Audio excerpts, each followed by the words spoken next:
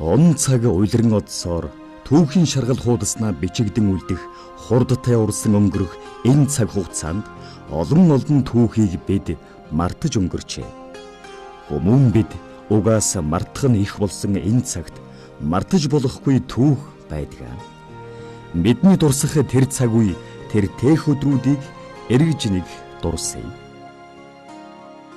30-аад жилийн тэртээ бид өөр нийгэм, өөр цаг үед амьдарч байлаа.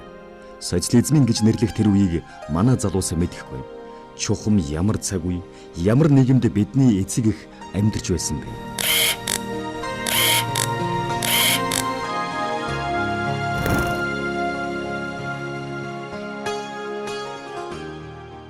За тэгэхээр юм байна л да. Ер нь бол түүхийг янз бүрээр хүмүүс их тайлбарлах гэж оролддог. Гэхдээ төв хүннээрээ бол уг нь зүгээр. Яг тооны сүүлчигч манайд Ямааны 3 дугаар мах авах гэж өөрөөр дэлгүүрээ хаалгандаар очирдаг байдаг шүү дээ. Гэтэл зөвлөлтүүд бол бас ялгаагүй. Тэр хямаасл гэдэг тэр хүнсний бүтээгдэхүүнүүд чинь ер нь үндсэндээ ховор бүтээгдэхүүнтэй тооцогдсон шүү дээ.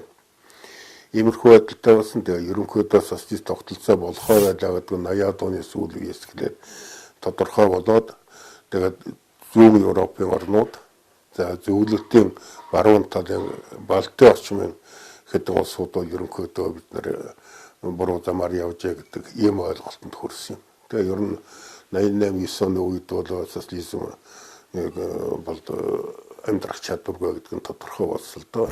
90-ад он гэдэг чинь зөвхөн Монгол улсын үйл явдал биш. Дэлхийд даяар өрөөс. Тэгэхээр ерөнхийдөө бид нар юу мэдэрчээсэн гэхээр 90-ад он, за 80-ад оны сүүл гэж ерөнхийдөө бүгд картын бараанд орсон. 8 нэрийн бараа гэдэг нэг 8 төрлийн барааг л ерөөсөө айл өрхүүдэд хуваараар өгнө.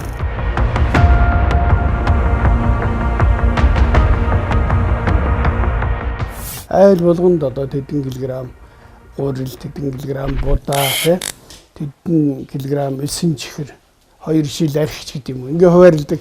Тийм үе рүү орцсон байсан. За тэг чи ерөнхийдөө миний хувьд бол 80-ад оны сүүлд хүүхэд байсан байна. Оюутан. Гэхдээ энэ үйл явцыг зөвлөлт холбоод усад сурж байх үедээ яг зөвлөлт оронд болсон үйл явцаас илүүтэй энэ далайстай өөрчлөлт болох нэ гэдгийг бид нар одоо анзаардаг, мэдэрдэг байлаа л да. Ер нь бол бүгд нь Монгол ард улсаас Монгол улс руу шилжсэн шилжлээ үед бол би өөрөө оюутан байсан үе л дээ.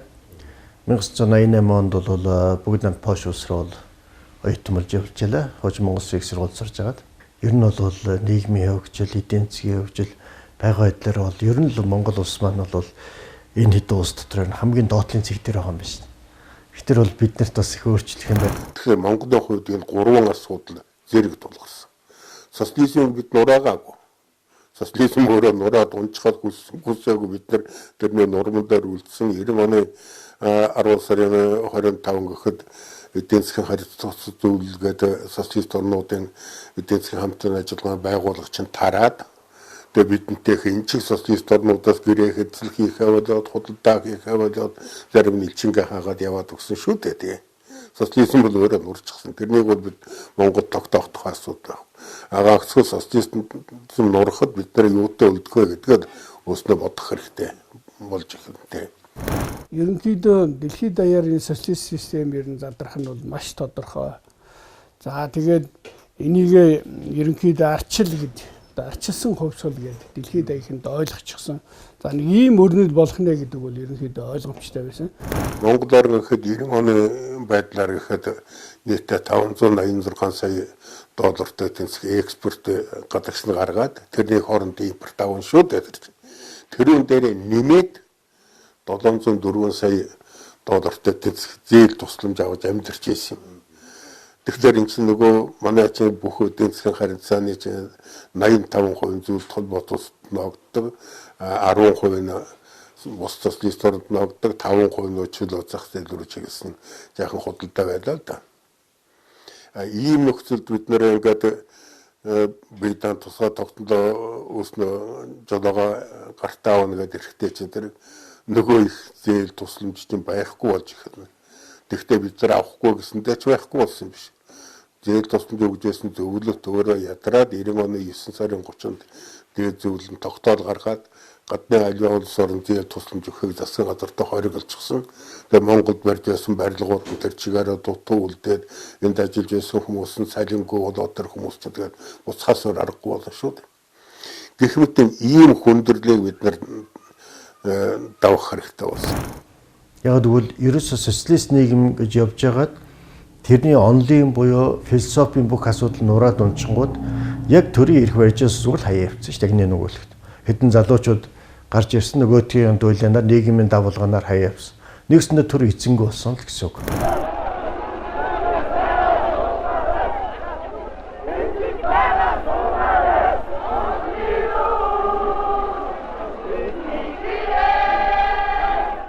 Ирээд он гэдэг бол их ярил зүйлтэй л дээ. Ерөнхийдөө ирээд он гэдэг тийм ээ. Өөрчлөлт байгуулалтыг хэллээ. За тэгэл бүх юм л сонирн боллоо шүү дээ. Надад тийм ээ. Нэг сайн юм муу тооцогдол, муу юм сайн тооцогдол их сонирн болсон л да. Хүмүүс яг ингээд нэг шоргоолж байдаг шүү дээ. Нэг өөрийн одоо гэмтэй ч гэсэн шоргоолж гэж байдаг шүү дээ. Дэвслэлцэн шоргоолж гэлсэн.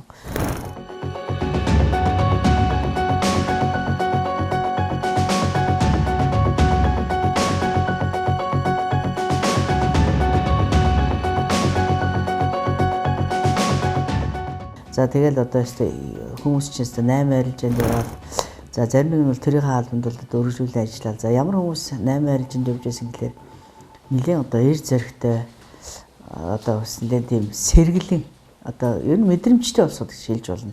Сэргэлэнгээс илүү тийм улсууд бол одоо 8 арилжаанд явж байсан. Ер нь амар үе байсан л да. Үнэхээр одоо яах вэ гэдэг хүн болгоно мэдэхгүй.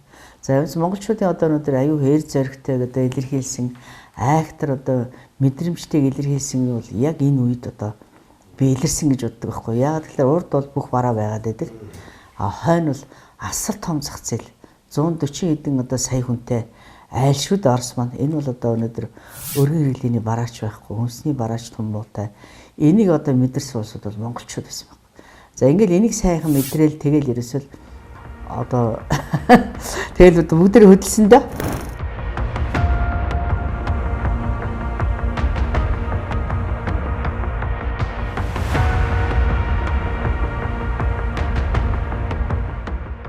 Тэгээ оюутны хүрээнд бол манайхан ч нэг хэсэг нь зөвлөлт холбоот улс, нэг хэсэг нь хуучин Герман, Чех, Польш, Унгар гэдэг орнууд. Энэ хоёрын оронд ч бас ингээд 8 явагдчихлаа шүү дээ.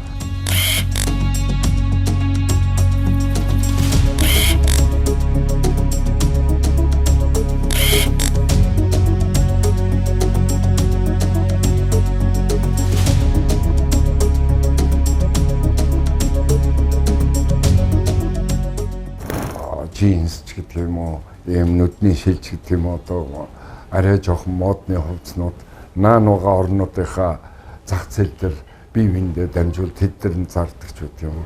Тэгж энэ юу явж ирсэн. Энэ ганцхан 8 гэдэг чинь бүр дээр үед эхэлсэн шүү дээ. Японоос бас их олон хүмүүс 8 хийжсэн. Японд сурчсан тэр үе оюутнууд маш их 8 хийжсэн. Японд бол одоо Японоос бол маш их юм авчирсан. Энэ бас анхныхаа бас хөрөнгийг бий болгосон Японд сурж исэн олон оюутнууд бас байдаг юм аа. За энийг би нэрийг яриад яах вэ? За одоо өнөөгийн байдлаар бол одоо бриж группийн одоо байна. Тий одоо ер нь Японтой холбоотой бүх хүмүүс маш их 8 хийжсэн. Маш хязгаарлагдсан шүү дээ. Одоо дамын 8 хийвэл гэмтэрэг, эрүүгийн гэмтэрэг мөн үү. За бүр хил дамнуулаад одоо ухаанд Оросоос олон тооны юм оруулаад ирээд зарах юм бол контрабанд гэдэг одоо хил дамсан те. Иймэрхүү юм руу орох жишээтэй.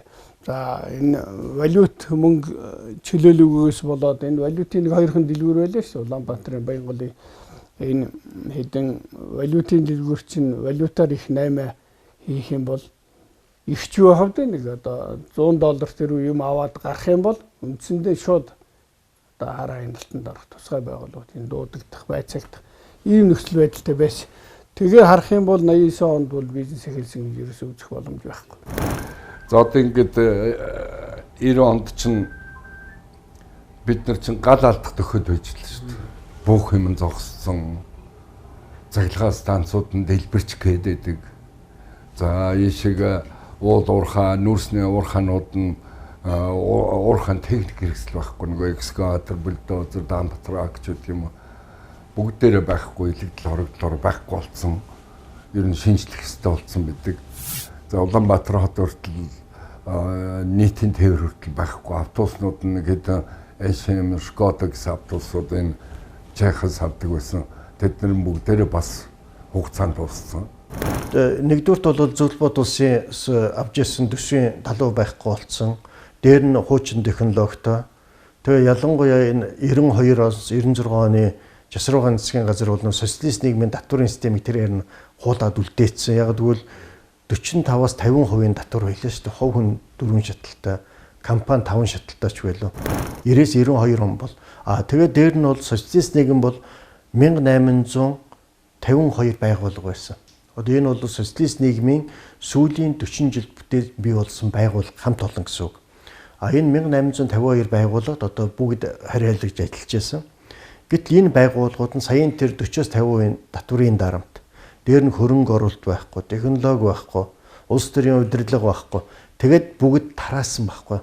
Эдийн засгийн хэд Улаанбаатар гудамжиндаа гарчихсан мөрөөдөө тоглоо мунтай согтуурлан тавиа танхаар элдүнгүй юм чи ингээд бүр хөвөрчихсэн байсан л да. Тэгээ энэ хоноход бол их зовлонтой л ер нь хуучин төлөвлөгөөд эдийн засгийн үед бичин социалист орнуудтай харьцаалт эдний явуулсан тэдэн бараагаа өгчхөд тэднээс бараа ирдгөөр засгийн газрын бартер хийж байлаа шүү дээ. Яг шилжих хөрөбөл гэдгийг чи хинч барьж үзээгүй тийм валют бол үндсэндээ барих валют доллар шиг байхгүй юм шүү дээ тэр чинь баталгаагүй цаана. За тэгж байтал бүр муудаар муу нэмэргчээр нөгөө зөвд задраад унтсан чинь 16 улс болоод явлаа. Атгэлээд дугуй ногоонцоогоо Грузинаас авдаг, Ятанга Украинаас авдаг, трактор Белорусаас авдаг байлаа шүү дээ. Нөгөө чинь тусдаа улс болоод явчихсан дипломат харилцаач байхгүй юу худалдаа хийх. Тэр цууттай чинь дипломат харилцаа байхгүй. Худалдааны гэрээ хэзлээ байхгүй. Тэр цуут чинь ч өөрснөө яхаа мэдэхгүй юм байдалд орчихсон байлаа шүү дээ. Улс нийгэм ингээд тарж бутраад төр биш болоод ер нь нийгмийн баримжаа философигүй болохдоо өөр хүмүүс иргэд маань дэлхийгээр нэг тараад очисон газар болгондоо бол за ер нь л хэцүү байсан шүү дээ. Ер нь л хөөх юм уу зах дээр нэг жоохон бараа таваараа зарна. Ганц нэг маань жоохон ажил хийн. Анхны оюутнууд маань англи руугаас нэг жоохон ажиллаж анхны фанд гэдэг юмыг олж ирж тэ. Гэх мэт энэ бол яг төр ядарсан үед бол төмөн олон бол зовдгийн нэг том жишээ шүү.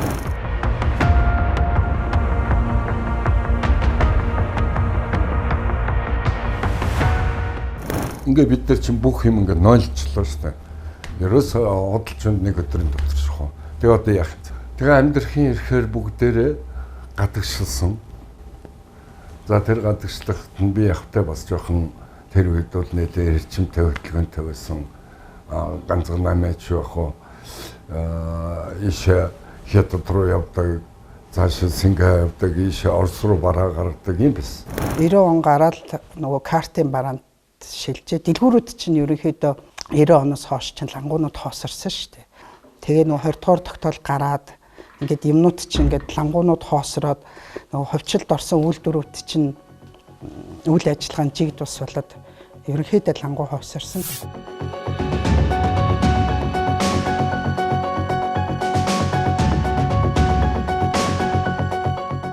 Аж ахуйн нэгжүүд чинь бас их үйл ажиллагааны зогссон шүү дээ.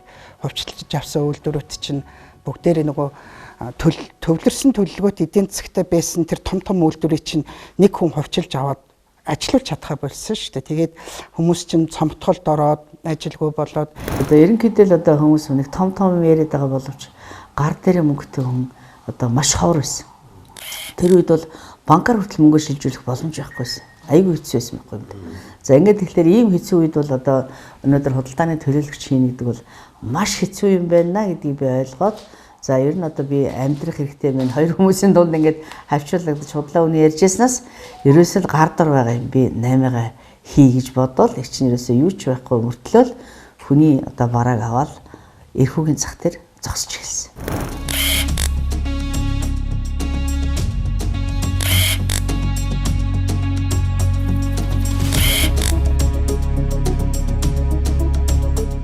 Хамгийн эхлээд бол энэ бол 88 онд 89 онд болж сүүлвч 2 герман задарсан.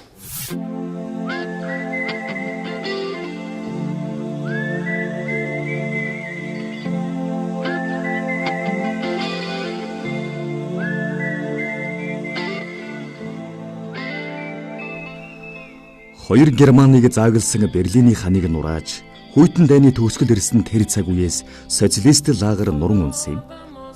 Зүүн Европоос эхэлсэн энэ өөрчлөлт 1989 оны үйл талын Монголд ч идэвхжиж 1990 оны цагаан морин жил монголчууд бид шинэ нийгэм, шинэ амьдралын үүдийг тогшоод зогсож байлаа. Soldiers passing by, listening to the wind of change.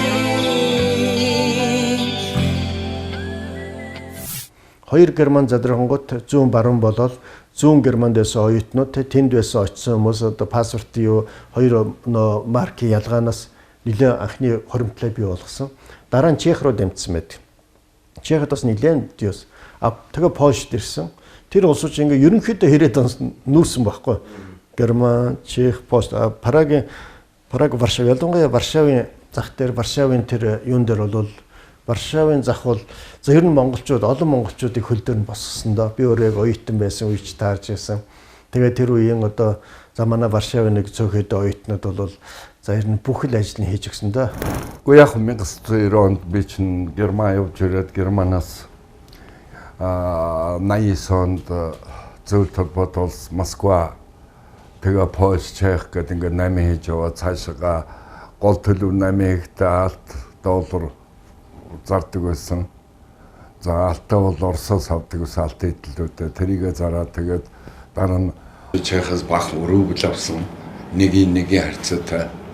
За ингээ өрөөглүүдээ нэг гэж айгүй хэмт авч байгаас төрөглөл чинь тэр үед унчихсан ханчны ихтэл Оросын явцаарууд Чех, Польшд байсан цэргийн ангууд Оросын нөгөө цалингаа тавьдаг өрөөглөөр тавьдаг байсан билээ. Тэгээд айгүй их өрөөгл хоригдлагдсан. Тэр өрөөглийг аваад Германд очиод нэг еврогоор нэг Deutsche Mark-аар солижиллаа шүү дээ. Тэгээ яг нэг $300,000 хийж тийм байгаа дээ онд. Тэгэхээр Монголд ирсэн Монголын Арс нам холбоо гэж анх байгуулаад тэрэнд нь оролцоод ер нь нийгмийн өөрчлөлт нийгэм маань одоо тэр төргөө ингээд зогсчлоо. 91 онд бас нэг өвөл ирэхгүйд ягаад ч би 1 сарын 1-нд иржсэн санагдаж байгаа. 2 байлуу. Тэгэхэд бол яг намайг нэг өгтөж явсан. Одоо бурхан болцсныг талигацсан байгаа. Тэр залуу бол яг ирээд байхдаа надаас виз авчихсан. Нөө виз гэж явахдаа тухайд нөө урилга одоо Польш руу. Би урилга авчиж онгоцны буудлын дээр хөнгөт тэр баяраагийн залуу байсан. Тэр залуу хэлсэн. Лавга чи зарах юмтай ирсэн үү гэсэн чи энэ багч гэлс зараар тэгэхгүй бол ер нь манад мөнгөний ханш унах нь гэдэг. Тэгэхэд боддоо 20 дугаар тогтоолоос бараг 20 хоногийн өмнө тэр 8 хэдэг залуу тэр сургийг авцсан байгаа байхгүй.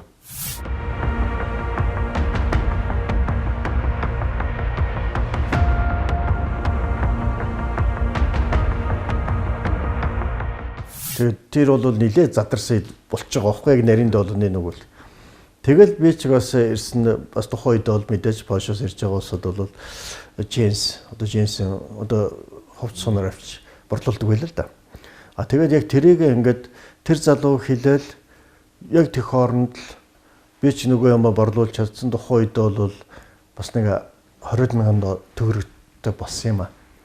Тэгэхэд ээж аав маань бол гайхажсэн. Аав маань бол бараг би одоо ингээд насаараа тэг ингээд миний цуглуус аав ээж маань юу бол нэг 15 муу 10,000 төгрөг байсан юм шиг байна. Тэгэхэд одоо ингээд нэг удаа нэг эрэхтэй нэг ихтэй яг эн чи юу болж байна тэ мөнгөний ханш. Тэгэл ерөөсөө би явсан дараа нь нэг 7 хоноод явсан. Буцааж явхад яг дараа нь хэд хоногийн дараа манай нөгөө 20 дугаар тогтоол гарч ирсэн л та. 20 дугаар тогтоол гарахад бол нөгөө банкнд хадгаламж ихтэй байсан хүмүүс бол яахан харгуулсан да 10,000-аас дээш 10,000 төгрөгөөс давсан хадгаламжийг бол индексжүүлээг юм. Зөвхөн 10,000-ыг нь 20,000 болгож өгөөд бусдыг нь. Тийм болохоор 500,000 төгрөг хадгалж байсан хүн бол тэгээд үндсэндээ тэр хүн 240-50,000 төгрөг алдчихж байгаа юм да. Ханш нь унахтай. Тэд нар ууралгүй яах вэ? Тэд чинь зүгээр энэ засгийн газар инфляцийг хөөргөдлөө гэдэг. Ер нь 90 оноос хойш гомдол нь одоо хүртэл тасраагүй явдаг юм шүү дээ нэгд нь. Нөгөө талд нь 20 дугаар тогтоол гарахт чинь нөгөө төрийн шинээр дүрж байсан хөрөнгөтнүүд өөрөө үрлэх юм уу та.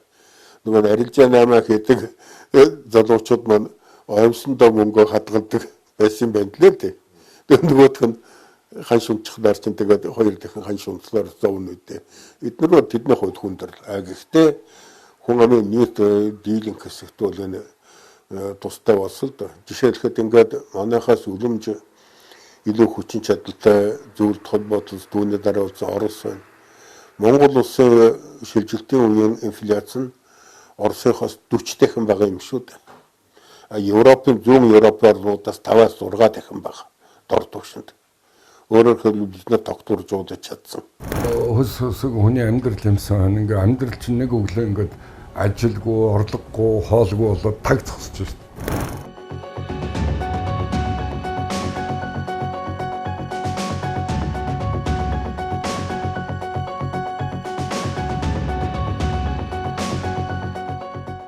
Хүн бүсөөсөгөл хөл гараа хөдлөг толгой хөдлөж энэ ажлуудыг хийж байгаа хэрэг тий. За 90 он бид нар бол яг оюутан байсан ч гэсэн ерөөсөө нэг л Бээжин, Москвагийн хооронд сэтгэл нэг л ийм л амьдралтай байсан. Тэгэхээр энэ зүгээр би ингээ яриад ахын чи асуугаад яриад ах юм уу эсвэл чи надыг 90 оны үед юу болсон бэ гэдэг ярих гэсэн учраас би сайхан өөрийнхөө одоо санаж байгаа л яриад ш. За түрүү чин баг 89 он моноос энэ вогон тосдог нэг иймэрхүү юмнууд хэлсэн юм шиг байна. E4 гэдэг паспортыг чинь одоо олж авах гол бас тэр чинь нөгөө ахвал махвалтай. Тэгэл тэр паспортыг олж аваад одоо энэ хятадаас ингээд Орос руу хүмүүс бараа зөөж гин гэдэг энэ одоо яриа эхэлж штэ. Явсныг нэрэл тийш айгу гоё байна болж гин гэд.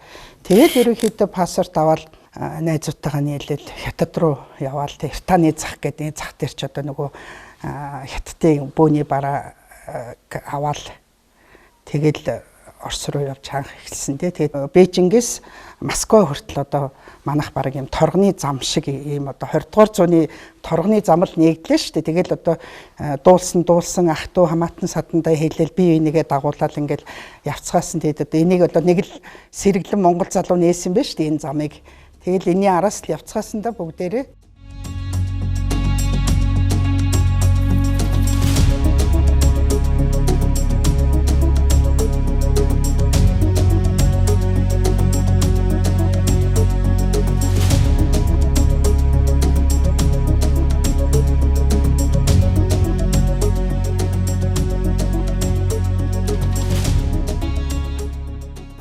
Наймаа хийх юм чинь орон дээр ингээ хавтгай болцсон одоо чөлөөтэй болцсон чинь юунаас үүссэн гэхээр социологийн лагерийн орнууд эдийн засгийн харилцан туслалцах энэ байгууллагууд чинь механизм нь ажиллахаа болсон. Тэгэхээр манайд ерөөсө хангалт ирэхэ болчихгүй. Сэви орнууд. Тэгэхээр яах вэ гэхээр дор бүрдээ хуваараа хангахгүй болохгүй төр энийг дийлхэ болсон. Тэгэхээр одоо юу гэдэг ММР бодороо гэдэг шиг дор дороо одоо дутуу хатгүй энд эндээс олж ирэх нэг ийм байдалтай болчихгүй юу. Тэгээд 8 эхэлсэн. Ер нь амьдрал бол яг л олон ингээд онгт кино шиг байдаг байхгүй. Тэрийн шиг одоо яг тэр одоо ганцхан 8 яг эхэлж исэн үе бол их одоо хүн ингээд амьдралаа ингээд бодоход бол их гоё юм бол санагддаг. Их гоё тийм одоо кино байдаг ш онлайн ингээд кино шиг их гоё байдаг. Тэгтэл дандаа гэгээн дурсгалууд байдаг. Их жоохон уйтахтай бас ганц хоёр юм байна. Ихвчлэн дандаа гэгээн дурсгалтайгүй тэгж явсан шүү, ингэж явсан шүү гэд өдий болох хүн болохынхаа тэр одоо анхныхаа нь одоо хүн болохын тэр их суурь нь яг тэр ганцхан 8 хийж тавигдчихсэн байгаа. Миний хувьд бол одоо харвагаасаа зовлон утсан л да ихтэй ерөнхийдөө ихэнх одоо суурь тэн тавигдсан байна. Тэгж их төвчээртэй болсон, тэгж их одоо юмд уужуу ханддаг болсон. За анханаас ерөөсөө тэр одоо ерөөсөө зовж олсон мөнгө бол мэд буруу гараар хязгаарч ордог. Одоо тий аюух зөв зарцуулах ухаантай болох шээ тий. Ихэвээр олон том 8-ачд бол одоо би ажиллаж ирсэн, босч ирсэн. Одоо би тэр хүмүүсийн нэрийг яриад яах вэ? Энэ бол нэг одоо санаа зовоодох зүйл биш, нэг бахархаад ах зүйл биш. Гэхдээ би энэ одоо энэ үед 8 хийжсэн улсуудыг л заавал онцолж үзэх хэрэгтэй гэж дотроо боддог байхгүй юу?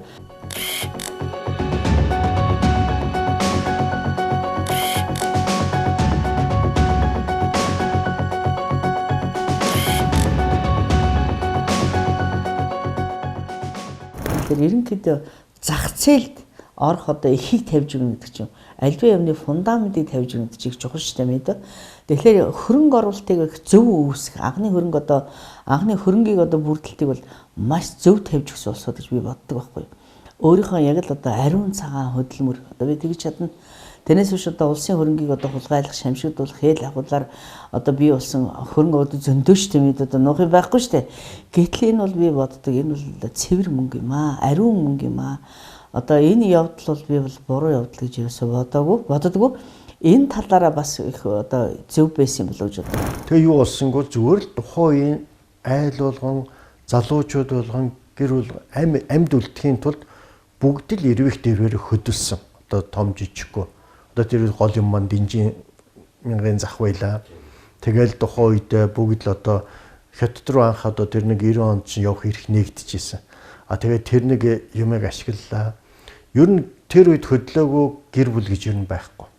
93 оноос өмнөх бол юу энэ одоо хүмүүс болохоор яг Хятадаас Орос руу эрээ экспорт онгоцоор тэр одоо зах зээлийн тэр юг айгүй мэдрэмжтэй олж мэдээд явцгаасан байгаа юм. Маш ихээр нь одоо спортынхан нөгөө гадагшаа явдаг арай зах зээл ойлгочихсон тийм хүмүүс бол эрээ экспорт хийгээд одоо тэр галт тэрэг Бээжингийн галт тэрэгний тээшийг тэр чигтэн нодолдож аваад нөгөө хятадын бараагаа хийдэг ч юм уу Монголын галт тэрэгний онгоцоор гэдэг ингээд зөөжсэн. Хятадас бол би бараагаа онгоцоор шууд эрхүү оруулаад эрхүүгээс цааш Москвароо онгоцоор явуулчихдаг байсан. Би нэг богоноор явдаг байсан. Манайхан бол богоноор явдаг байсан. Тухайн үед богино хугацаанд маш их мөнгө хийгээл гарааны гэдэг юм уу мөнгийг тэндээс маш том мөнгө босгоцгоосон байгаа юм. Тэгэл тэр хүмүүс ч одоо Монголд ирэл үйл хөдлөх хөрөнгө ингээд хувьчлагдж байгаа юмнуудыг аваад тэгээд бизнесийнхаа гарааны одоо тэр санхүүг босгосон байдгийн байлээ. Гэхдээ би одоо өчиргөө оройлсон гин хаашаа зүгээр ер нь сандгийн нөгөө төвийн сонинд, үнийн сонинд зарим одоо Орос сурч байгаа оюутнууд юу илээ 10-20 мянган рубльтэй байдаг гэн энтергээд бичигддэг байлаа шүү дээ. Бичигдчихсэн. Тэрийг санаж байна. Хэдийний сонин тэр 89 оны ч юм уу тийм л байх гэж байна. 90 оны ч юм уу. Тэгэхэд бол 89 оных байх. Тэгэхэд бол бид нарт бол 20-30 мянган рубль бол зүгээр л байдаг байсан байхгүй. Тийм болохоор бол нэлээд бас 8 хийдэг байсан бол таарад. Бээжингээс тэр Иртаны цахаас тэр Капри гэдэг энэ малгай энэ одоо ангорон ийм юудны шиг малгай бид нар бол 7 явнаар авч ирсэн. Бид нар 7 явнаар аваад тэгээд ийм бунзаа ийм эрэгтэй хүний дөрвөлжин шото эрэгтэй хүний цамц адиал одоо нэг 90 ийм адиал гэдэг байсан. Тэр эдэр ч одоо яг тэндээс очиж аваад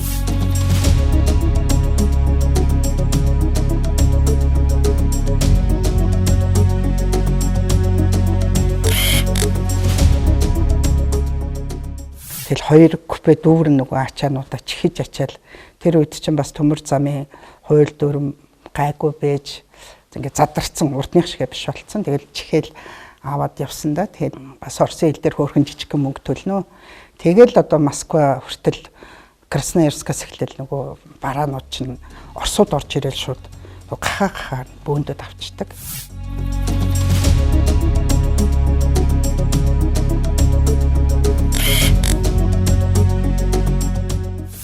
Тэгэл сулраад өөрсдөө купенд орж унтдаг болол эхлээл одоо купенд унтах зай байхгүй шүү дээ. Тэгэл одоо хамгийн сүүлд үлдсэнийг Москва дээр манай монголчууд энэ Алексеевский бирж гэдэг бирж дээр зогсдог болцсон. Тийм том биржийн одоо тийм юутай бирж дээр ингээд юу гэдгийг худалдааны ийм бүр том одоо танхимд ингээд нээсэн аль төрүүлж утсангууд нь одоо тийм. Тэгээд тэнцээ хамгийн сүүлд үлдсэн бараага бөөндөл тэд нартай бөөндөл тэгэл одоо эргэл Монгол руугаа буцсан. Монгол руугаа буцахдаа нөгөө одоо Киевский гэл олон захууд байсан дөө тэндээс одоо айрах тамих одоо юу л юм тэр юмнуудаа мөнгөндөө бөөндөж аваад дараал тэгээд Монгол руугаа анхны зам бол тэгж эхэлж байсан.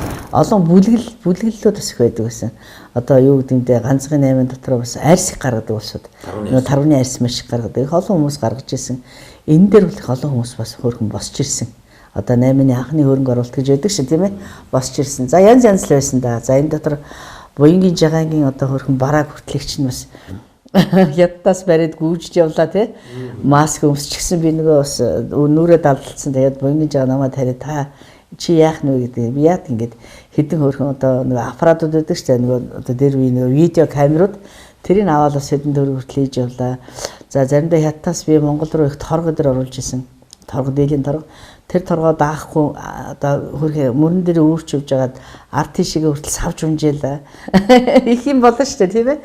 За тэгээд одоо том жишээ ирвэл яг зүгээр нандин гоё жишээ байдаг л да. Нэг муу одоо чарган дээр хүнээс авсан бараагаа ингээд тавьчаад охиноо дээр нь суулгаад шүн бүр өөр шөнийн одоо 5 цагт одоо байдаг шүү өөрөөр эрхүүд одоо 1 сард явж явах аюу хүйтэн байдаг. Тэгэд хүртэл би одоо бас уйлж бас үе би ихтэй ойлгохтой би нэг л удаа уйлсан. Чи юу энэ ялуу ялцгануур амт өөрийнхөө төлөө явж иж нэг уйлаад тахтай гэдэг. Нөхөр сувдаа чи ингэж болохгүй шүү гэдэг би өөртөө хэлээ л одоо явж явах шишээ тийм ээ. За тэр үед одоо анхны одоо томоохон бизнесмэнүүд ерөнхийдөө тэр энэ ганцхан 8-аас нэлийн одоо анхны хоримтлуудаа хийсэн юм шиг байна. За нэг хэсэг нь их шатсан. Тэгээд нэг мөнгө төгрөгөө их хураалгаал тэр чинь нэг л тийм баталгаатай биш болчихж байгаа байхгүй. Валютыг чинь зөвшөөрөхгүй. Оросын гал дээр мөнгөний хураач. Тэгэл одоо нисгийх нэгэ гуйн, дипломатуудаа гуйн, янз юм болно. Тэгээд нэг арай гэж нэг хэдэн төгрөг авчирдаг энэ төр нэг тим байгаа. Тэгээд тэрний явааргүй санагдаад. Тэгээд анхны одоо энэ компани одоо Ажнаа гэдэг компани одоо их хурлын гишүүн Батлан сайд байсан Батэрдэн сайд биш үү? Одоо Ажнаа Батэрдэн. Тэгээд бид хоёр Ажнаа гэдэг компани байгуулж байлаа. Ажлын болно шүү дээ. Тэр чинь билет нь олдохгүй ганцхан нэг хоёрхан онгоцтой байлуу дээ тэр чинь. Тэгэл тэрэндээ явж байгаа бүгд чихдэг учраас тэгээ яг хөө төмөр замаар явдаг улсууд байсан. Бид бол төмөр замаар явж үзээгүй. Ер нь яг томдоо орох бах. Сингагаас маш их бараа оруулж хятад руу зардаг байсан Монгол руу одоо компьютер тэгэл факс машинууд, принтерүүд, ксерокс машин зурагт гэдэг ингээд тэднийг үдиш нэлээ оруулж зарсан. Тэгэл яг бүгдээрээ манайхан жүхэнд өөрөختөө сайн штэ. Энэ хот хөөхтүүд энэ Батулга мулгаас эхлээд бүгдээрээ надтай барьцалтад явсан штэ. Ганцхан 8 их гэл. Тэ. Бид нар чинь одоо хятадаас бараа бүтээгдэхүүний байнга зөөдөг байжгаад сүүлийн үед нөгөө Орос дотроо бас одоо хятадаас бараа эн чинь дотроо 2 хуваагдчихсан. Хятадаас бараа зөөгөөд Орос руу гарч ирдэг одоо уртынхан гэж байна. Тэгээд Орос дотроо нөгөө бас хятад бараа асар их ороод ирсэн. Тэрийгээ бас ингээд Москвагаас аваад борлуулдаг бас тийм юмд орцсон суурин байгаа хүмүүс нь 2 янзаар л хийдэг байсан. Хүмүүс бол мэдээж галт тэргэндээ л найдаж амьдарч байсан шүү дээ. Галт тэрэгний дарга энэ одоо яг энэ үүргийн 8-нд одоо маш их энэ түүхтэй холбоотой нэг хэсэг нь бол Монголын төмөр зам Нарлаг Монголын галт тэрэг байлаа шүү дээ. Тэр галт тэрэгний дарга нар тэр галт тэрэгний одоо тэргэнд явж ирсэн төмөр замын цагдаа тий энэ юугүйгээр үйлчлэгч проводникгүйгээр бас л энэ үүргийн 8-ачтыг бас төсөөлөх аргагүй л тий. Тэгэл одоо хамтарсан тийм бүхэл бүтэн Монгол улс л яваад исэн ерөөсөө нөгөө ингээл бөөндөөл чинь богооны одоо тэр даац хэмжээ зөрчин бид нар чинь бас л нөгөө Чингисийн монголчуудтай уулгалан довтлно гэдэг шиг л одоо энэ төмөр замын хотуудыг байлдан дагуулж ирсэн тийм үү шүү дээ. За ер нь манай Монголын галт тэрэг ирж байгаа нэг гоё байдаг гэсэн ингээ хатаг яндар шиг өмд хамдаа ингээл одоо дэлгэчихсэн. Тэгэл Монголын галт тэрэг л одоо зүгээр зарлаа цагдаа магдаач бэлдэн шүү дээ. Одоо Монголын галт тэрэг энэ шүүгээл зүгээр шүү дээ. Амар юм бол тэгэл одоо нөгөө бараа авах гэж байгаа Монголын эмэгтэйчүүд нь дайраал ороод хөрхи Орос эмэгтэйчүүд нь дайраал одоо сэдэн дөрөв ба тэр дотор ч одоо хулгай хийн дээр юм одоо бүгд юм байл л да.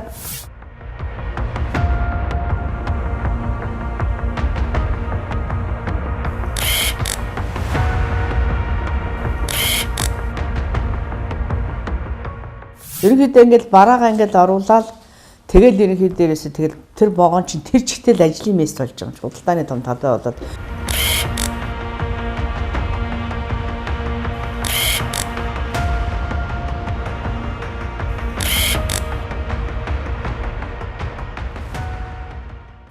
Гэхдээ яг ерөнхийдөө бол ялангуяа Оросын холбооны улсын хувьд бол их хүнд байсан.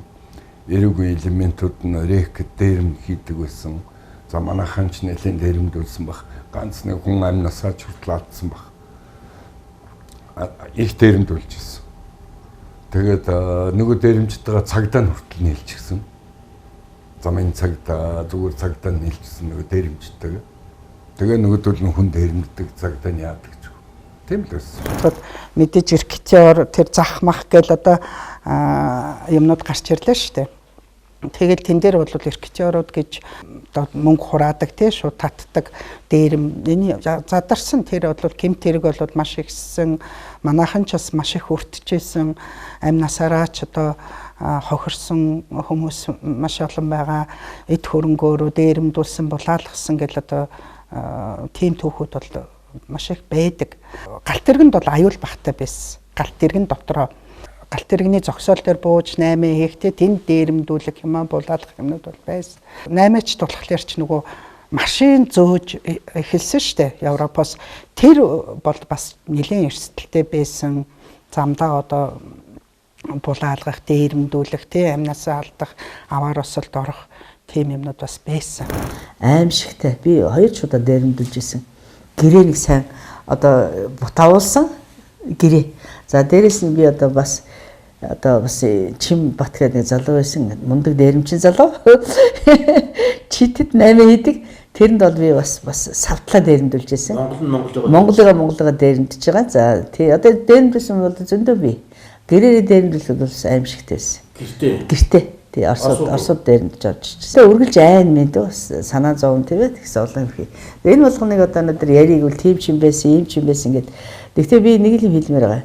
Хичнээн хэцүү үед одоо мөнгө цуглуулж хөрхөн анхныхаа гараа ихэлсэн улсууд бол хамгийн азтай хүмүүс гэж би боддог. Яагаад тэгэхээр тэд нар бол одоо тодорхой хэмжээгээр бас амьдралын бэрхшээлийг үүсгэсэн хүн өөрөө их гоё одоо ёс суртахууны хувьд ч тэр одоо бүхэл зүйлийн хувьд тэр аюу тэр хүн их гоё тийм одоо бол тэрхэн хатаагдсан гэж ярьдаг ч тийм ээ. Тэрэн шиг одоо асар их төвчээртэй их сайхан ухаалаг зовлон үүсэх тусмаа дээрээс хүн ингээл гоё болоод идэг байхгүй их сайхан тийм ууржуу тайван Ер нь баталгаагүй байлгаад тэрнийхээ оронд илүү баталгаатай хөрөнгө гэдгээр нь Европ руу, Чех руу, Герман руу тэгэл машин зөөгдөг гэсэн. Тэр чинь бас нэг 2 жилийн болсон баг. Баахан л бензин зөөдөг нэг тийм Москва хүртэл Германаас машин унж ирж ялээ шүү дээ. Тэр чинь бас л их одоо амьд үс ажил их олон яваад ахаргүй юм билээ. Тэгээд Москвагаас эрхүүрөө очиж.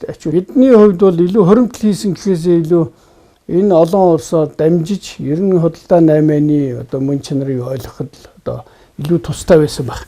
Тэрнээс нэг өчргөө тэндээс хоримтл хийж бол бас гавайгүй. Бид нар манай гэр бүл үйлдвэрлэсэн гэж байна шүү дээ. Тэгээд ах маань бол хэдэн лавч нэг мэдээж бид нар бол юу хурганы арьс авна. Тэгээд гэр бүл дээр элтэн, тарганы арьс элтэн. Тэгээд хурганы арьс элтээд ээж маань дүүнэртэй онож оёод одоо хурган шүүп хийж. Тэгээд бид тэр шүүпийг Варшавт оч Польшийн зах дээр зардаг байсан байхгүй. Нэгсэндээ одоо ямар сэндээ хурган шүүп ч өөрөө бас Польшд бас тийм хурга бас их мод байсан үл дээ. Тэгээд савхгүй. Тэгээд миний бас анхны капитал бас тэгж цуглаж ирсэн. Би бол нэг 2 хурга зархад тэгээд бас л нэлээ том капиталистийнхаа тоонд орно шүү. Тэгээд тэрнээс дараа нь бол одоо хүнсний зүйлийг яг 90-ад он чинь ирсэн лангуун дээр бол 50 дугаар дэлгүүрт ганцхан давус байсан. Би бол засвар хийж байгаа юм гэж ойлгож байсан.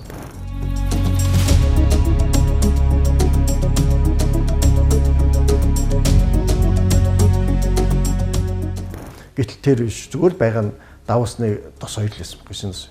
Тэгвэл хүнс хэрэгтэй юм байна гэл. Тэгэл анхны хүнсний контейнерыг одоо би 93 одоо IFC гэдэг олон улсын тээвэр зуучийн байгууллага шүү дээ. Тэр чинь 93 оны 7 сард байгуулагдсан. Тэгэхэд би 93 оны 7 сард анхных нь үйлчлүүлэгч болж IFC-гээр дамжуулаад би Варшаваас Польшийн Калишгийн хотоос анхны одоо цуу авчирч ялаа. Контейнер цуу. Тэгээ анхны тэр контейнер маань бол амжилттай ирж анх удаа хүнсийг хөөхөн дээр авч. Тэгээ нэг хэсэг бол тэр шар тагтаа цуу Польшоос улаан тагтаа цуу Чехаас тэр нь одоо энэ манай цингүү одоо энэ алтан тэрэгийн цингүү оруулж ирж ялаа шүү. Одоо тэгээд цуу бол нэг хэсэг тэгээд зах зээл дээр бас нэлээд том өрсөлдөөн болж илаа. Тэгэл 93 онд анхны бас салаад орж ирээд одоо манай энэ Урбанк салаадын цус орж ирж. Тэгээ ер нь бол бидний тэр хүнсний бүтээгдэхүүнийг анх оруулж иржсэн л анхны пенерод л та. Тэгээ бид нар бол явж тэгээ эн чинь одоо бараг 30 жил болсон байна шүү дээ. бол энэ ганцхан 8 мачин тийм баталгаатай байгаа юм аа. Тэгээ би тэр үед энэ нэг цөөн бүр таарлцсан төрийнхэнд хэлдэг байсан, гуйдаг байсан. Та нар энэ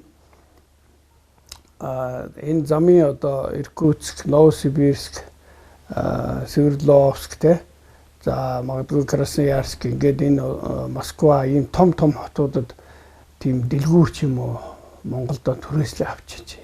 Тэгээд энэ олон бизнес юу худалдаа 8 хийх гээд байгаа энэ монголчууд одоо бүгдийг байрлуулад хамгаалттай болгоод тэгээд одоо олсон орлогын баталгаатайгаар Монгол руугаа шилжүүлдэг юм уу яаж авч явдаг одоо валютын энэ талынх нь юм хөөцөлдөг. Тэгээд тийм сөхөөтэй хүн байгаагүй юм уу одоо эрх мэдэл нь хүрээгүй юм уу эсвэл харилцаа бас доголдсон байсан уу те ерөнхийдөө нөгөө нэг Оросын зэргийг хөөж гаргана маргана гэдээ бас асуудлууд байсан шүү дээ. Тийм болохоор болоогүй ямар ч хэсэн болоогүй. Тэгэл ерөөсөө нэг хэсэг нь бол амь өрссөн тий. За энэ санхүүгийн одоо бизнесийн хувьд бол асар эрсдэлтэй юм руу яваад орсон байхгүй. За тэр бол бас алтан үе 8-ны алтан үе. Тэрийг уг нь төр боломжтой байсан бол бүрэн дүүрэн ашигласан бол энэ жижигхэн орон энэ хоёр Хятад Орос хоёр том улсын хооронд бол нэлээд одоо өргөжих юм болцоо байсан байх гэж боддیں۔ Анх мөнгө байхгүй мэдээ. Тэг ганц машины хүртэл хуваагаад одоо 8-нд явж илээ л да. Ганц одоо нэг 20 тонны машиныг одоо шалаансыг үнэхээр мөнгө байхгүй 3-4 лөө нийлүүлж байгаад бид нар явж исэн байхгүй юу? Мэргэжтэй одоо жишээлбэл одоо би бол малгай маш их заргаж жишээтэй тийм ээ. Одоо байдагс тийм ээ. Солонгос малгай, ядад малгай ягаад гэвэл одоо обруч тэргээл би бол нэг хэсэг бол одоо их тэргээр ажиллаж исэн их зай их баг эзлэн тэгсэн мөртлөө одоо санхүүгийн багтаамж хөндөртэй тэгэл бас их өөрхөн юм зарнаа янз янзын юм зарн цаам цунар юу л зарж болохоор тэгээд нэг муу жоохон талбай эзлэн штэ жоохон талбайтай тэрийнхээ одоо сантиметр квадрат болгоныг бол одоо маш их үр дүнтэй яах юм ингээл тэгэл одоо зарна штэ тэр үед бол одоо ерөөсөө 8 хийж байгаа хүн байхгүй учраас тэр талбайг олж авах гэдэг бол одоо маш чухал зүйл байсан тэр бол одоо тэр талбайг бол юмаа зарж чадахгүй байх жишээтэй. Тэгэл бөөндөл зах хэдийн зараал тэгэл янз янз юм болно доо хэрнэ эхлэлийн нүд одоо миний хувьд бол тэр 10 гаруй жил бол одоо хүмүүс зарим нь ярьж магадгүй их тийм одоо хэцүү жил байсан гэж хэцүү гэдэг бол одоо бас их сони асуудал үүдэх штеп хэцүү юу ямар өнцгөөс хэцүү гэж харж байгаа миний бодлоор амьдралд бол өнчрөл хагацл өхөл зовлон хамгийн аимшигтэй гэж боддог бусд нь бол миний хувьд бол юу ч хийж боддог учраас би бол одоо тийм актер одоо зовж ирсэн дэрх юм бол одоо байлгүй яг асуудал ихтэл гоё шүү дээ. Их сонирм байдаггүй. Их сонирхолтой байдаг. Энэ бүгдийн ард одоо өнөөдөр гарснаа ингээ бодглохлоор заримдаа хар дарсан зүүч юм шиг санагдах үе уснаад байдаг. Гэхдээ одоо бас их тийм дурсах юм ихтэй. Гол нь дурсах юм ихтэй. Дандаа гигийн сайхан дурсамжууд ихэнх нь байдаг учраас одоо их сайхан байдаг да. Тэр үед ардын намч гэж хаавалаа авч өгдөг гэж хаавлаа гэдэг шиг байлаа шүү дээ. Тийм учраас ирэхэд бараа солилцоо хийж одоо ойр зүрийн юм гадагшаа явж оруулж ирж байсан. За одоо ч гэсэн энэ хэдэн дэлгүүрийн бараач бүгдээр л хувийн хвшлэхэнд оруулж ирж байгаа. Тэр үед чинь бид нар ч айгуулсаглан аимшиг ядуу байсан байхгүй юм үзээгүй. Харсан юм ямар гоё юм авах юмсан гэж боддог. Тийм үед байлаа шүү дээ. За одоо бол өнөөдрийг ингээ харж байгаад хүмүүс бас ямар гоё юм бэ гэх болчиход байгаа шүү дээ. Хүмүүс илүү яаж мөнгө олох вэ л уран хүрдэг. Тий. А мөнгө олохын тулд за болж игэл нэг ирээнээс хог авцраа тэрийг 3 нуглаа зарч ийл гэж бодож байгаа. Ерөөсө болж байгаа юм тийм шүү дээ. Тий. Тэрнээс нийгмийн баялаг бүтээх сонирхол алга. Ганцхан 8 гэдэг бол одоо би нэг л үгээр хэлэх юм бол энэ бол одоо монголчуудын асар их том амьдралын төлөө агуу тэмцэл байсан. Энэ бол маш зөв одоо тэр үед мэдэрч ихсээс эр зэрэгээрээ мэдэрч гарч ирсэн монголчуудын их том одоо амьдралын төлөө тэмцэл тэр бол байсан шүү гэж одоо би хэлж чадна. Тэгээ тэр үеийн одоо 90-ад оны за анхны хоримтлал бий болгосон улсуудын бараг 90% нь ер нь цаашаа яваагүй. Нэг 10% нь л нэг үлдэж тэрийг чулуу болгож чадсан гэж болгож байна. Тэгээ тэр үед л одоо 90-ад онд анхны хоршоодууд байгуулагдажсэн. 92 онд 91-92 онд анхны компаниуд байгуулагдчихлаа. Компани тухай хууль чи 92 онд аж ахуйн нэгжийн тухай хууль 91 онд батлагдаад тэгээ компаниуд 92 онд анхны компаниуд байгуулагдсан байна. Тэр үе одоо энэ ерөнхий сайд байсан Батболдын Алтай трейдинг, за Гарнит гэх нэг компани байлаа. Очимпикс гэдэг гайгүй компани байсан. Зэтийнхэн байна. За тэгэл манай одоо ажнаа угуулз цагаан шохор тэргээд. За буян компани те. Буян тэр нэг ийм нэг компаниуд нэлээ эхэлж арай далаачтайгаар одоо бизнес хийж эхэлсэн байх гэж бодож байна. Яг энэ зах зээлийн шуурганаар тийч одоо 90-ад он их бүжигнаар олон юм руу хүн халтрах залуу байх үе тийм юм руу байгаа. Тэгэхэд юу хэрэг болж исэн бэ? Нэгдүгээр бол суур хүмүүжил. Суур хүмүүжил гэдэг нь тэр капитализм, социализм хамаагүй гэр бүлийн хүмүүжил маш чухал байдаг. Нөө шудраг ус. Тэгээд нөгөө нэг зарчимтай байх, ямарваа нэгэн буруу юмд уруу давтахгүй нөгөө нэг мөрийтэй тоглоом, хөзөр одоо янз бүрийн нэг 3-аар нэрлсэн юмнууд шүү дээ юмд орох. Энэ бол суур хүмүүжил байдаг. Энэ хүмүүжил сайтай гэр бүлийн хүмүүжил нуруутай байхад бол аль ч үед бол тэр нуруугаа аваад бариад яваад байх нь өөрөө зах зээлийг дээр гарч ирсэн. Тэр 90-ад он бэнэ гэж чачжсэн гэдэг нь бол хүн жоохон хоримтлал бий болоод эхлэнгүүд нөгөөд нь хүмүүсийн маш их олон хэрэглээ ихсдэг. Тэгээ энэ дотор нь бол буруу зуршил, занжлын юмнууд ихсээд тэрэндээ живсуусууд бас их байдаг юм. Аливаа юмд оргил үе гэж юм да алтан үе. Тэгэл мөнгөн үе, хүрэл үе, тэгэл одоо зэвтэй төмөр үе гэдэг. Ерөөсөө л одоо Оросын зах зээл ерөөсөө одоо юу ч хөв байхад л орж исэн улсууд бол үнэхээр одоо азтай байгаа байхгүй. За одоо ингээл баруунаас айгүй их юм бас хүмүүс оруулж исэн гэж байгаа. Би одоо юу оруулж исэн сайн мэдгүй. Тэгэл ерөөсөө гайл майл ерөөсөө ямар ч байхгүй Оросууд. Нэг Оросд одоо гайлчин хүн зүгээр сэтгүүл өгчдөг шүү дээ. За нэг тийм зүгээр тийм чөлөө сэтгүүл байдаг шүү дээ. Тийм нэг тийм шалдан эмгтээтэй ч юм уу. Тэгээ тэрийг үжил гараа авчижсэн гэж байгаа юм. Гайл майл ерөөсөө байхгүй. Тийм үед ажиллаж исэн хүмүүс бол одоо яста аста алтан үед дээрээс. Ингээд хэлэхээр монголчууд бол одоо яг л Чингис хаан шиг ганцхан Оросд биш. Баруун Европын одоо ялангуяа сүүлийн үеийн нэг зүүн Европын хуучин социалист орнууд байдаг шүү дээ. Тийм ээ. Унгар, Чех, за Польшд бол одоо маш их наймаа хийжсэн. Энэ үеийн одоо улсууд. Одоо тэд нар бол ганцхан ятаас авахгүй шүү дээ. Тэр хавийнхаа одоо юу Туркд чиг сайн бараатай байсан. Эднүүдээс аваад цааш нь одоо зардаг байсан. Ийм улсууд бол зөндөө. Бид бүгд аягүй олон түнштэй болж утсан. Тэгэхээр одоо Солонгос, одоо Польш, Герман гэдэг. Тэгэхэд цаад түнш нь ёс зүйтэй, бизнесийн зарчимтай, зөв замаар явж байгаа түнштэй холбогдсон монголчууд маань юу нь үлдсэн шүү. Яагаад гэвэл нөө цаад талаас нэг нөө зарчмын юм шиг тавьдаг. Түнс хуурамч барим эсвэл янз бүрийн буруу гарын юмнууд нэгснээ мөнгө угаах ч юм эсвэл зүгээр нэг төр зүрийн нэг олз олох гэсэн биш. Тасралтгүй бизнес гэдэг бол тасралтгүй юм шүү. Та энэтэй нэгэнтээ хэлсэн бол 20 30 40 50 насаар ажил. Хэдэн үеэр ажиллах нь тул та олзыг бол их олохтой гол нь биш. Тасралтгүй үед ажиллагаа нь чухал шүү гэдгийг дандаа цаад түншүүдийн хэрэгцээс. Одоо би бол ах トゥ урбанкуудтай бол тэгээ найзалж байсан. Бас л 84 оны компани. Тэгээд тэд нар маань бол яг тийм зарчмаар явдаг. Одоо энэ гайгүй яваа компани нэрийг хэлээд яг. Ер нь цаад түншүүд нь дандаа тийм бизнесийн зарчимтай улсуудтай азтай нь холбогдсон. 90 оноос нэг 91 2 он хүртэл байсан шүү дээ. 92 3 он хүртэл. Тэгээд нэг жоох уучраа олоод за би ерөөсөө зөвхөн гуталцаарай.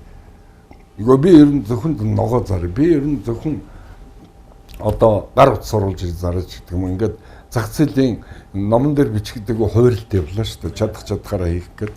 Үнийн зөрөөн дээр л ажиллаж байгаа хэрэг шүү дээ. 8 гэдэг чинь тэнд $10 юм эндээ $3, $30 зардаг ч юм уу $20 зарж ирсэн хэрэг шүү дээ. Тэгээд тэр үед чинь худалдааны компани гэж байж байгаагүй улс л зөвхөн гадаад худалдааны ажил хийж ирсэн. Тэгээд нөгөө төвлөрсөн тогтолцоо бодроод ононгууд хүн болгон гадаад худалдаа хийх боломжийг олж авахгүй юу. Тэгэл чадхаараа хэмжээгээрээ хийх гэж оролдсон байхгүй. Тэгээ хүнд үеийг бол тэ худалдаагаар ерөнхийдөө худалдаагаар шээ. Тэгээ худалдаалаад өөрсдөө хөрөнгө мөнгө муутай байлаа. Ер нь хоримтлалтай хүн байгаагүй шүү дээ. Монгол улс чинь. Тэр 91 оны 1 сард 20 дугаар тогтоол гээд гарсан. Тэр 20 дугаар тогтоолоор чинь нөгөө хадгаламжинд байсан бүх мөнгийг хуваацсан байхгүй. Ханшийн 2 дахин унгаад байхгүй болсон. Тэгэхэд 50,000 төгрөгнөөс дээш хадгаламжтай 600 хүн чөлөө байсан гэсэн нэг тиймэрхүү тоо байдаг гэсэн. Тэгээд суур хөрөнгөтэй хүн ер нь огт байгаагүй. Тэгэхээр одоо бид нар бол одоо дор бүрдээ хөрөнгөтэй болохын төлөө ингээд юу гэдэг одоо уралдцал гэсэн үг шүү дээ. Уралдаал тэгээд хөлтөө нөлхөж хөлгүүн мөлхөж гэдэг шиг чадхаараа ингээд нэг хөрөнгөжөө байж байгаа. Хүн болгон хүүхдээ харах нь битгий хэл одоо нэг л амьдралаа залгуулах гал тал тийшээгээ явцсан. Өстөө өөрөө эвдүүлсэн шоргоолч гэл байлаа шүү дээ. Тэгэд энэс би одоо өнөөдрийн ингээд өндөрлгөөс ингээд харахад надад миний сэтгэлийг эмзэглүүлдэг юм. Тэр үед гэр эзэнгүүтчихсэн бэл. Гэр бүл эзэнгүүт, хүүхдүүд эзэнгүүт, ээж аав нь хаа нэгтээ мөнгө олох гээд ингээд явж исэн тий. Яг тэр нэг 95 6 он хүртэл бол ерөнхийдөө тийм байхаа. Бас яг л шуурганаар юм шиг. Шуурганаар төрөсөд тэгээд одоо яагаад хэлж байгаа юм бэ гэхээр аймаг штэ тэр шуургандаа бас аймагтай шуурга байхгүй юм даа. Өөртөө застай, мөстэй нэг одоо секундэд одоо хэдин одоо километр хурдтай диметрийн тийм ээ 30 40 биш шүү дээ баг 120 магадгүй 150 тарнаадал гэсэн үг шүү дээ. Тийм салхин дотор явж байсан. Өхөл амьдралын зааг дээр олон удаа хүмүүс очиж исэн. Хутганы ирэн дээр энэ 8 бол байсан. Тэгэд иймэрхүү үеийг бид нар бужигнаа давж гарсан. Тэгвэл дээр нь бол бид нар хамгийн гол нь 95 оны Азийн хямрал. За 95 оны Азийн хямрал бол яг манай төр засагт мэдрэгдээгүй байж болно. Гэхдээ бид нар яг тэр хямралыг манай чөлөөт зах зээл гэдэгт одоо анхны тэр нэг шинэ юм дээр гарч исэн хүмүүс ирч хүчээр аваад гарцсан байхгүй. Тэр залуучуудын тэр тэмүүлэл яг гэвэл тэр хүн болгон гадаад паспорттой өөрийн гэсэн өмчтэй болох чөлөөт худалдаанд орох тэ энэ гэсэн асар их тэмүүлэл тэр 95 оны Азийн хямралыг бид нар аваад гарцсан байна. Манай улс төрийн бодлого өөрөө бас жоохон алдаад тавьсан болов гэж боддог. Ерөөс аж үйлдвэрлэлээ өдөн татчихдаг. Хайцсан. Тэгээд дэндүү их арилжаа 8 шүтсэн. За дээр нь авсан зээлээр дандаа хэрэглээ санхүүжүүлдэг. Үйлдвэрлэл бий болохын оронд хэрэглээ санхүүжүүлдэг шүү дээ. Эдийн засгийн шинжилгээг бол нэлээд хурдвчилсан л да. Тэгээ учир нь юу гэхээр тэр тухайн үед 90 оны үеих ч Монгол гадаад худалдаа гэхэд 23 гадаад худалдаа нэгдэл контороор дамжуулж эрхэлдэг байлаа шүү дээ. Гэтэл нөгөө бус тэдэнтэй чинь төрийн өмчийн байгууллагууд. Чөлөөт зах зээлийн орнуудтай харьцсан чинь төрийн өмчийн байгууллагатай харьцдаг юм шүү дээ. Хэн ч худалдаа хийхгүй төрийн өмчийн байгууллагатай. Хэн ч төрөнд итгэхгүй хэн ч худалдаа хийх. Тэрний чи гадаад худалдаагаа диверсификац хийхээс арга байхгүй либералчлах хэрэгтэй бол нэг жишээлгээд. А нөгөө талд нь юу гэхээр зэрэг одоо банкны систем их чинь Монгол ганцхан төв банктай. Өөр арилжааны банкуд байхгүй.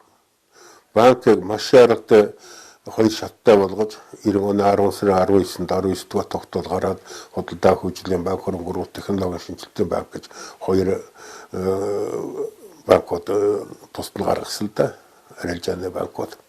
Тэгээд дээд талд нь төв банкыг тасалж авч үлдэх жишээтэй. А нөгөө тал чинь төлгөөд эзэн нэгэнт л бүх хангамж бүх юм чинь ингээд бутраад унтсан нөхцөлд ямар юм чинь төлгөөд эзэн байх вэ? Шууд тэрнээсээ татгалзаад хүмүүс хувийн аж ахуйн эдгсэн ачлалганд тулгуурсан үйл ажиллагаа явуулахаас ямар ч хүн тэр төлгөөний комиссийн үед гаднаас бүүнээр авчирж исэн параметрыг чинь чөлөөт эдийн засгийн нөхцөлд олж ирж чадахгүй шүү дээ тэрний чинь. Улс орн маань цаашлаа яаж амьдрах вэ? Ямар загвараар бид нар явах вэ гэдэг асуудал нэн чухал байсан л да. Одоо ингээд энэ өндөрлөгөөс хараалахад 8 тэр үед ганцхан 8 хийжсэн улсууд арай одоо ч гэсэн өөр үйдэг. Их өөр харагддаг. Тэдний яриа хөөрөө цаанаал нэг юм үзэж нүд тайлсан мэдээ. Нэг жижигхэн юмд яагаад байдгүй. Тэр одоо ерөнхийдөө хөдөлмөрийг их шүтдэг тийм хүмүүс байдаг. Яг хүмүүс бол ганцхан өөргийн 8-нд те явсан гэдгээс маш их ичээд байх шиг санагддаг. Яа тэгэхээр энэ үеийг тэр үеийн 20-той 30-той энэ залуучууд бол одоо бид улс их орныхоо те эдийн засгт хувь нэмэр оруулсан гэж тэр тухайн үед ойлгоогүй явцгаажсан. Тэр амьдрах аргаал хайгаал энэ рүү орцсон байгаа. Одоо ингээ харахад бид тэр төрийн хийж чадаагүй, тэр арт түмэндээ ойлгож чадаагүй тий улс орноо авч явах одоо яаж авч явах баг мэдхий байсан юм шүү. Тэр үед л одоо энэ үүргийн 8-ачд ганцхан 8-ачд тэр одоо валют гэдэг одоо зүйлийг Монголдо авчирсан байна шүү дээ. Тэр өрөөбөл Оросын зах зээл дээрээс одоо тэр валютыг улс оронд оруулаад авчрах тий. Тэгээ тэр өргөн хэрэглээнийх нь төрийн хийх ажлыг л өмнөөс нь хийгээд явсан. Хуучнаар бол худалдааны тэрэстлийн ажлыг л энэ үүрийн аймагчд хийсэн баа. Би бол энийг маш том гавья гэж одоо бол боддгийн. Би өнгөрсөн амьдрал дээрээс харуулдаг. Яадаг гэхээр одоо яг л ганцхан айман дээр бол харин ч их баярлдаг. Би үнэхээр бол энэ одоо хэцүү энэ одоо байдлаар би бас анхны хорин хоримтлыг бий болгосон. Хоёрдугаарт энэ үед одоо үнэхээр бахархалтай үе байдаг. Би үнэхээр одоо зөв явсан юм шүү. Ямар ч байсан би одоо өнөөдөр тийм ээ одоо буруу замаар явсангүй шүү. Сайхан одоо зөв явлаа. Би амьдрах ёстой юм үзэх ёстой юм үзчихье гэдэг утгаар би ханддаг. За яг тэ гавьяасаа дах юу гэсэн ямар бид нар хөлсөө гартал өдөр сүнгөө ажиллаж тэгжэж явна. Тэгээ ер нь бол яг энэ сүүлийн 30 жил өөрсдийн цус нөлмөс амьдрал цаг хугацаагаа өрн таран байж бий болгосон амар үнэтэй энэ нийгмийн суурийг тавигдсан шүү.